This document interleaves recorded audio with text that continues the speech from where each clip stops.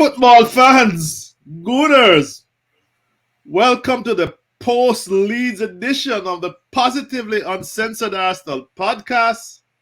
I am your host, Shatta, and as usual, the Oracle of Blackburn, the outspoken man himself, the arse blagger, is my guest and really the prime commentator, Blackburn George. Good morning Hello. to you, Good morning, everybody. George. Looks like we're going through an Indian summer here before we even get along.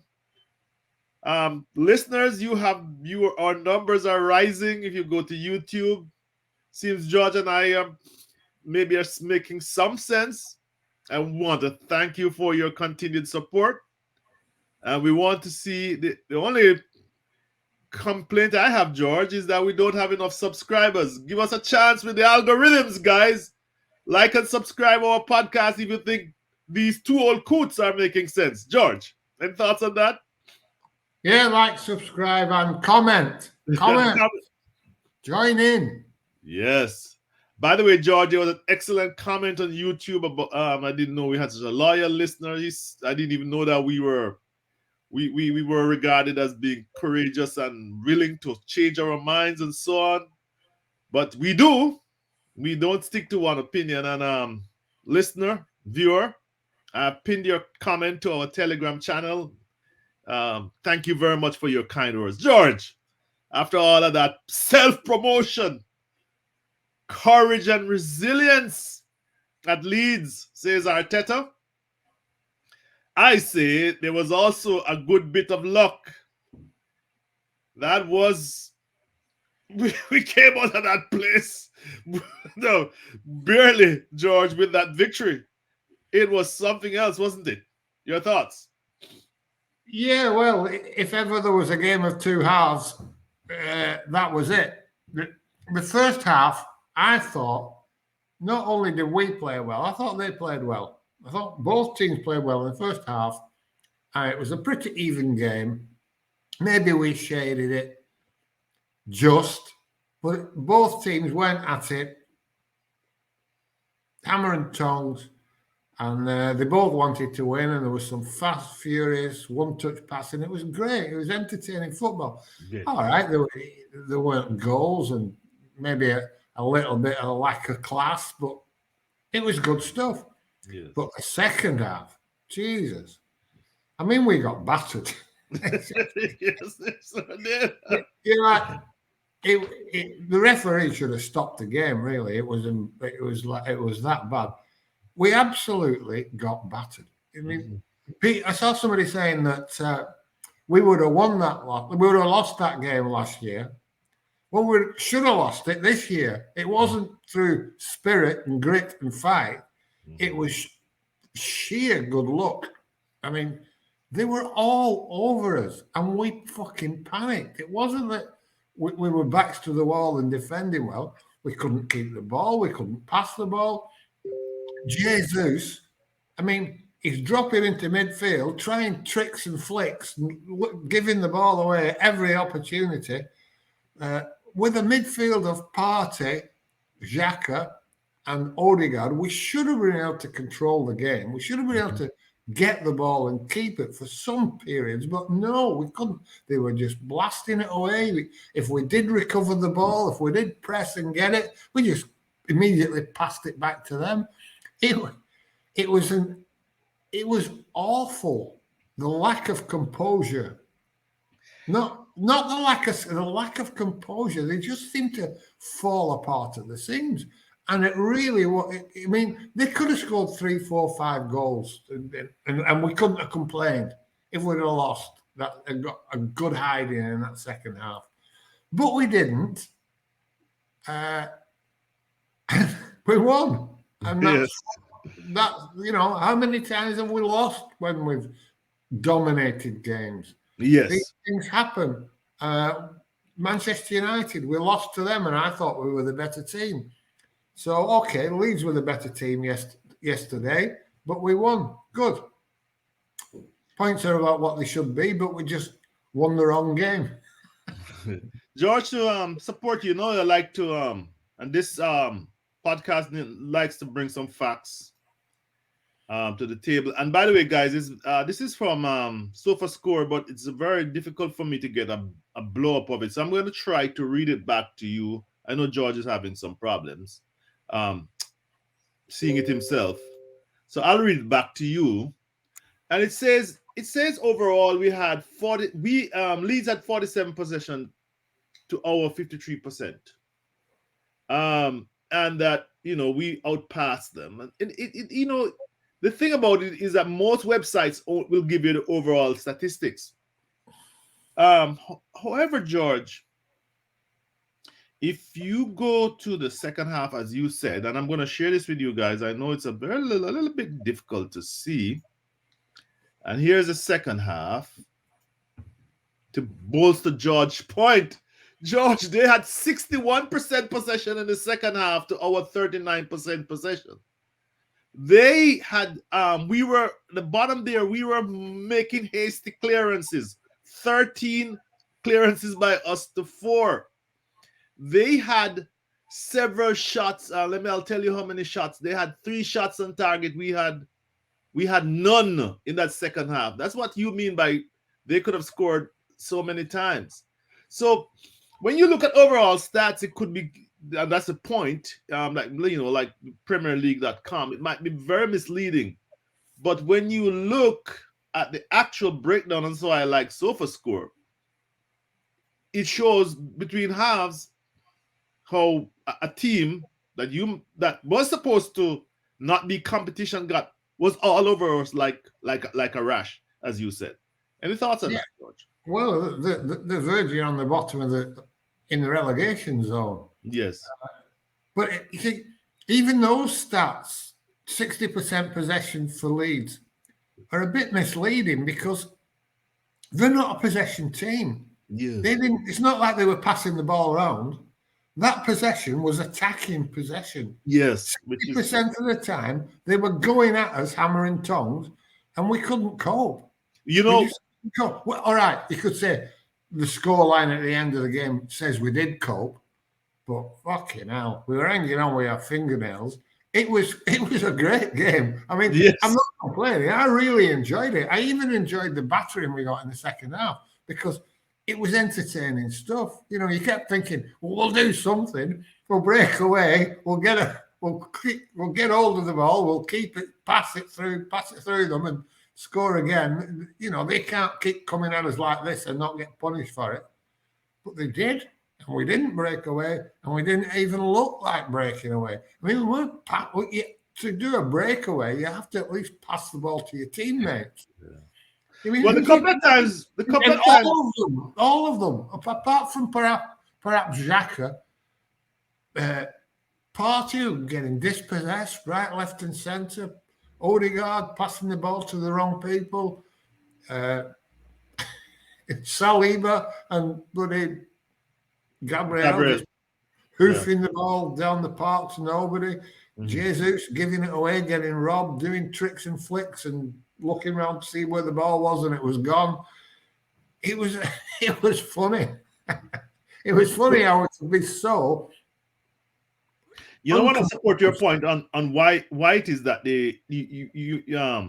it's impressive what they did because they were attacking us. Yeah, and that was what surprised me, George. Because even let us go back to the first half. They sat back, allowed us to have the ball in our third, and then they would press us.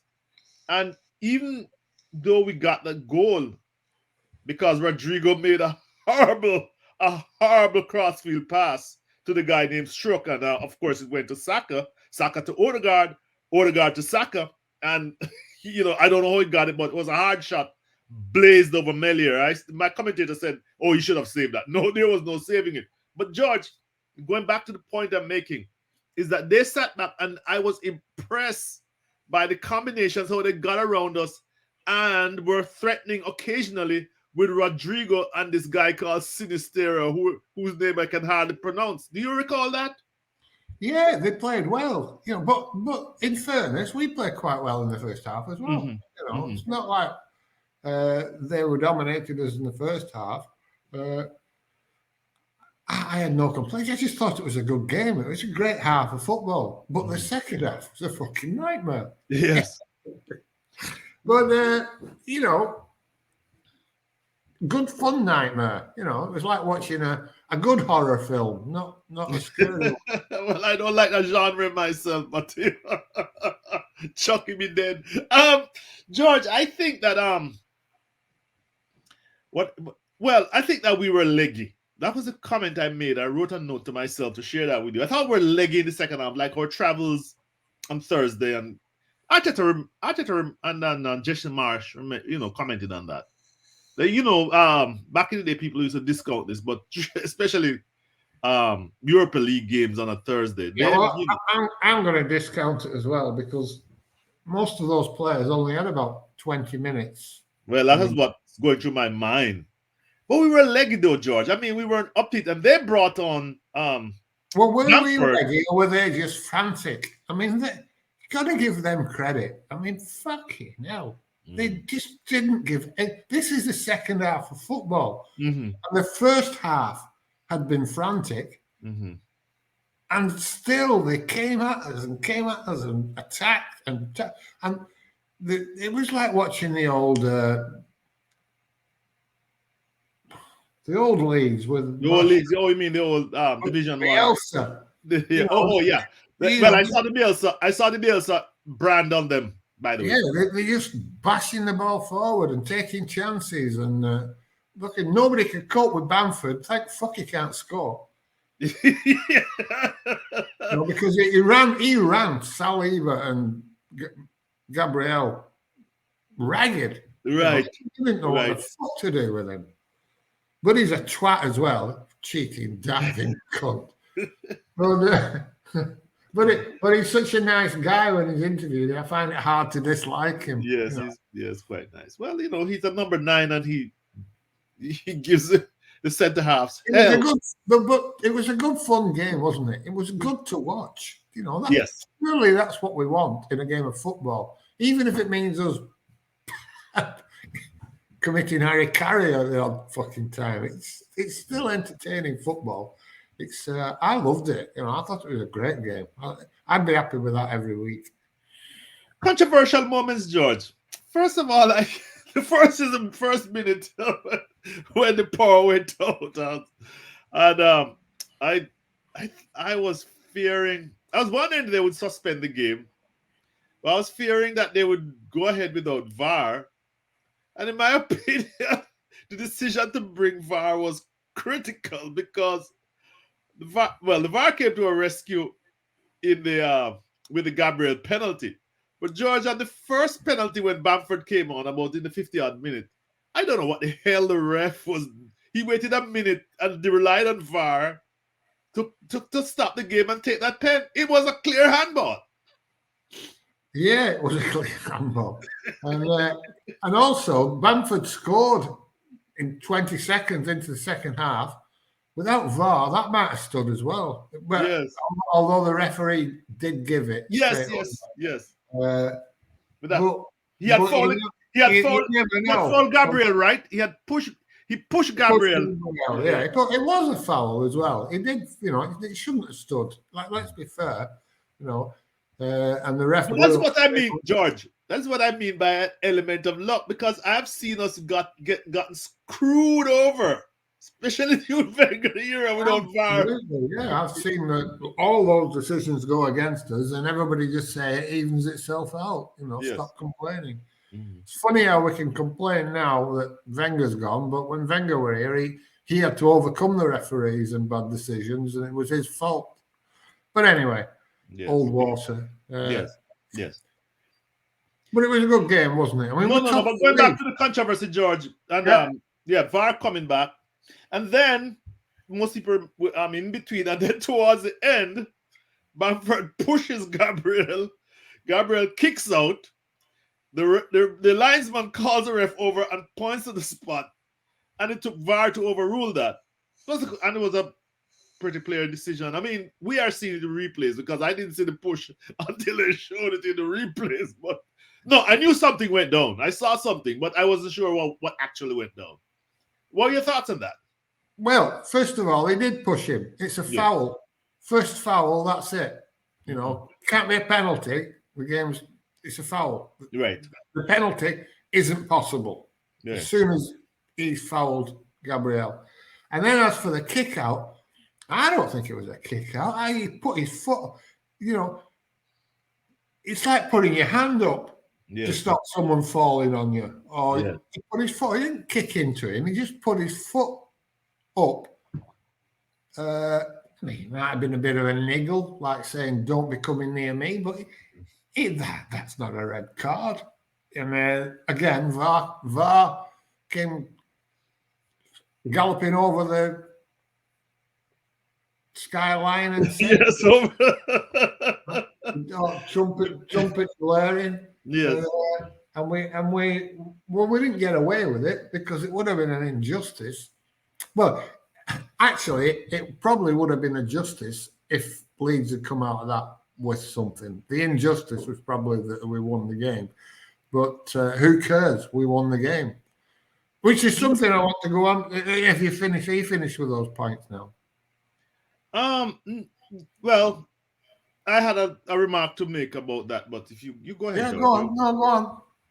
No, I was saying that when I saw that, I had commented to myself, and I had to some people beat me to it on Twitter. I might be, but I had to comment that I remember the crucifixion Wenger got when he advocated VAR and technology as a rule, and I was like, no, we are all, and I think it was there was a journalist, Miguel Delaney. I think he used to write for ESPN, and I'm like, the media made Wenger look like an idiot. I mean, or like he was, I don't know what. I mean, bringing something that was totally alien to the English game. I was sick and tired of being cheated out of goals. Go ahead, George. Yeah, Or being cheated out of the problem with decisions. VAR is only the interpretation of it by incompetent referees sitting in the VAR room. VAR is fucking brilliant. You get the right decision if the guy knows what he's doing looking at the screen. It's when they don't know. I mean, you look at, not to digress too much, but you look at the United game yesterday. I mean, I've never seen a more stonewall penalty that should have been given against United. VAR looked at it and didn't give it. Those sort of things I can't understand. When you can see it time and time again and still come to not just a marginally wrong decision. I can understand interpretation, you can see it both ways, But when it's fucking blatant, right, and you can't miss it, nobody can reasonably look at it and say that's not a penalty, and then they don't give a penalty. That's when people complain about VAR. But they shouldn't be complaining about VAR. They should be complaining about the incompetence in the VAR office. Yeah. Well, yeah, it's water under the bridge. You were going to make another point, George. Right, yeah. I was going to make a point that we've got 27 points from 30, I think. Yes. The best start to a Premier League season ever by Arsenal. And I think we've all got to say credit to Mikel Arteta. Well, you're going over old ground. Everybody knows that you are, you're eating humble pie. Yeah, and it's easy to say there's reason, we haven't played anybody. Whoever we played has been in bad form when we played them. What does it matter?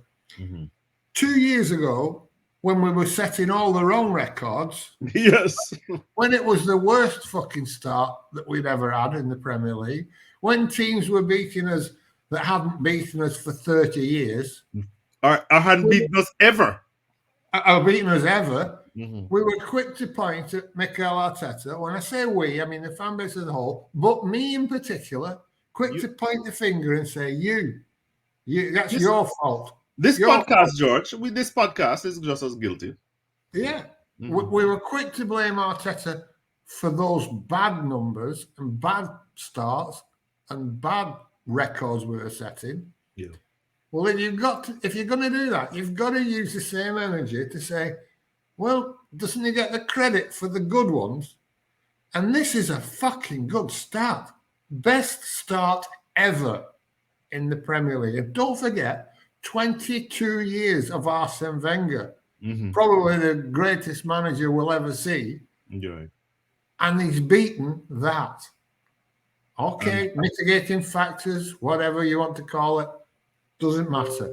For me, if we're going to blame him when things go wrong, you got to credit him when things go right. And this is just fucking marvelous at the moment. And I was saying the other day, I mean, I thought that City would win the league by 15 to 20 points. That's it. And I'm beginning to think, well, maybe they won't. I still think they'll win it, but I don't think the point spread will be anything like that because we now seem to be beating teams all the time. And if we can keep doing that, it doesn't matter how much better than us they are, they can still only win 3 points every week. And if we win the 3 points every week, we'll stay with them. Correct. It doesn't matter how big the gap is. You can look at the City team and say their second 11 is better than our first 11, right? I think that. I think their second 11 is better than our first 11. But it doesn't matter. As long as we can keep winning and beating all the others and get 3 points, that's the nature of the competition. You don't get points for being clearly the best team. You get points for points. That's right. Yeah. You know. And, obviously, it'll then come down to how we do against them on a head-to-head. City have just lost. They can't go invincible. Pep Guardiola absolutely threw it away yesterday. I mean, a ridiculous fucking managerial decisions he made, the way he set his team up against Liverpool. It was mad. And he got punished for it. And he might do that a few more times this season. Can you explain that, George? Because I kind of watched the game. I was having a meeting on my, electronic meeting, and I kind of watched the game through the corner of my eye. What was it that he did? Because he might do it again. Well, he went to 3 at the back. Oh, basically, and both of his wing backs weren't playing as wing backs. They were playing in the middle of the field, and they formed like a little square with Rodri and Gundogan. Yes. It just and they were leaving one up, one back, which they got punished for it. I mean, it was kamikaze fucking football. It was, for me, they've been blowing teams out the water, and for some mad reason, they go to Anfield and play a different system, hoping that it'll bring results that they've been getting all year anyway. It was absolute fucking madness. They didn't look like Manchester City at all yesterday. But if he's prepared to do that a few times, good. I hope he does that against us. You know, at least with Arteta, you can say it's consistent. Even when it was consistently shit, it was consistent. You knew what he was trying to do. They were doing the same things all the time. And that's the way forward, really, isn't it? You know, same with Wenger. His teams played the same way, week in, week out, no matter who the opponent was. And I think we're getting nearer that, not that type of play, but we're getting near that idea with Mikel Arteta where everybody does the same thing week in, week out, and we don't try anything fancy. He did it again yesterday, brought Rob Holding on with 10 minutes to go. You knew it was coming. You could see it's coming. Took our best player off to facilitate it. Doesn't matter. It's what he does, and it's been getting results. So credit to him. Well, the thing about the City game, like I said, I didn't get to watch it in detail, but you see, the thing that I mentioned here in our podcast at the start, there's also an element of luck. Remember Cancelo last week was dominant. And, the fella from the goalkeeper for Liverpool goes route one all the way, and he screws up. His mind is wandering. You know, I don't want to get too deep into this, And of course, Salah takes advantage of him miscontrolling the ball and is one-on-one with Ederson.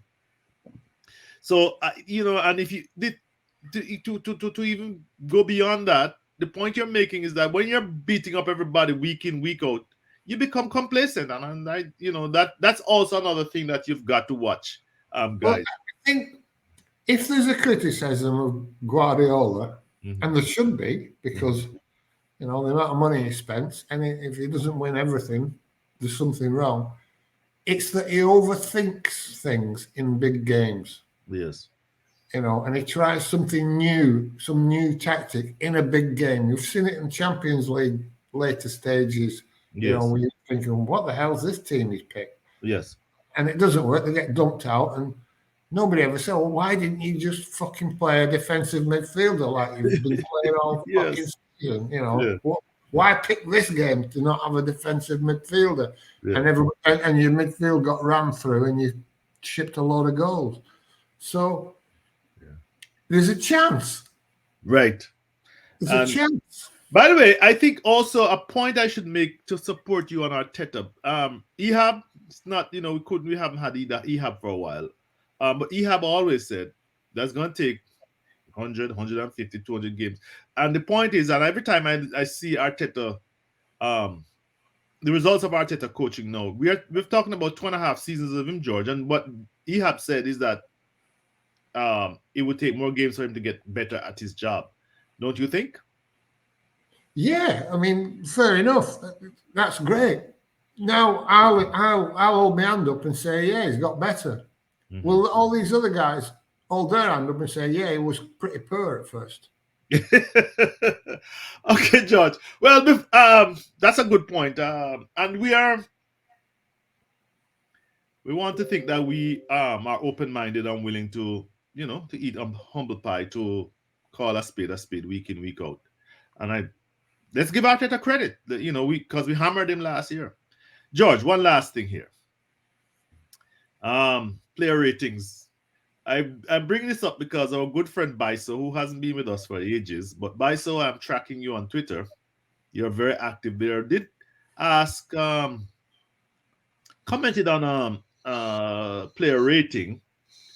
I think her point was that some of these player ratings are so arbitrary. I'm going to try to blow this up. I hope that it is.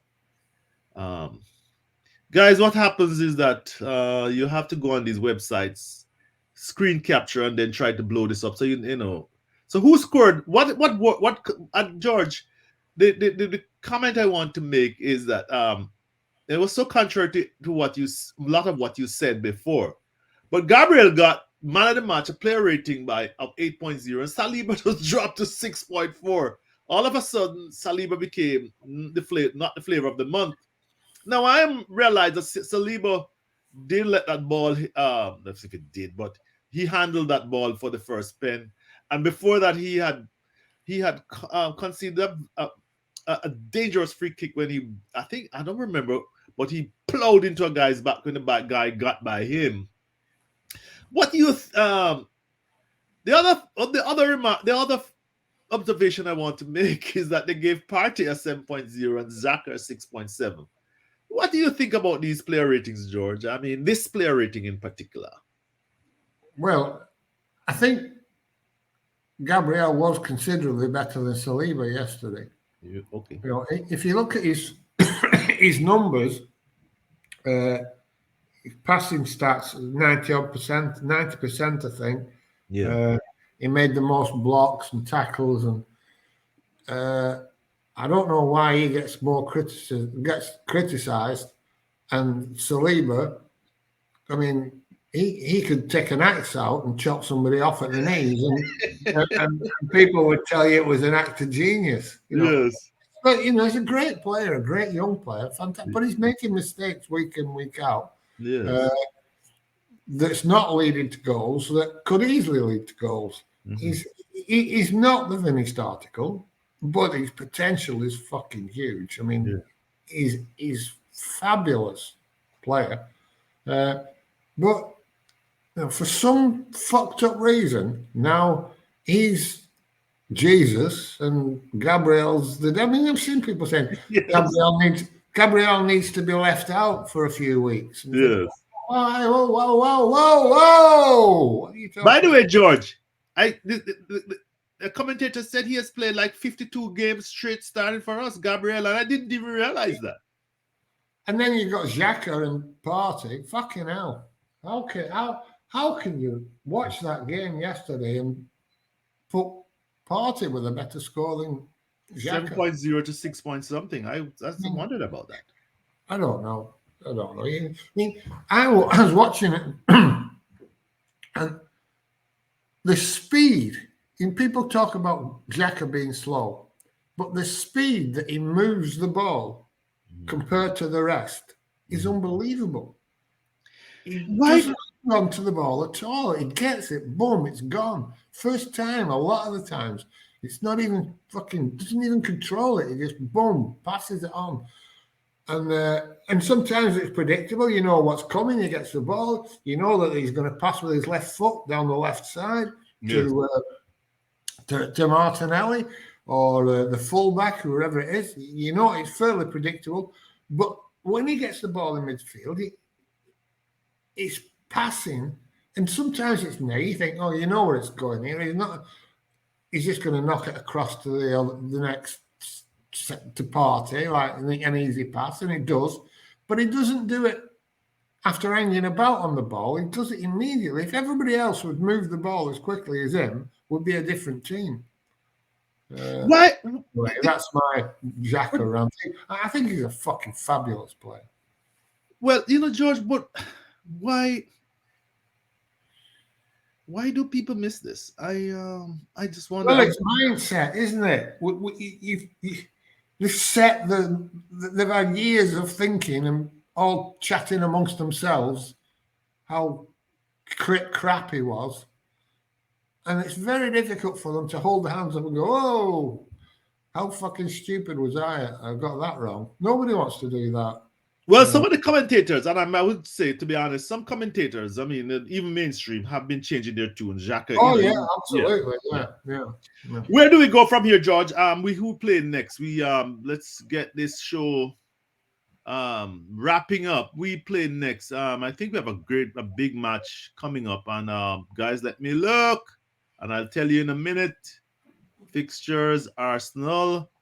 We have Nottingham Forest coming up. Is not Nottingham Forest? There should be that's a gimme, isn't it? It should be. No, it says Southampton, who's been on. Yeah, Southampton, Forest, and then Chelsea, I think.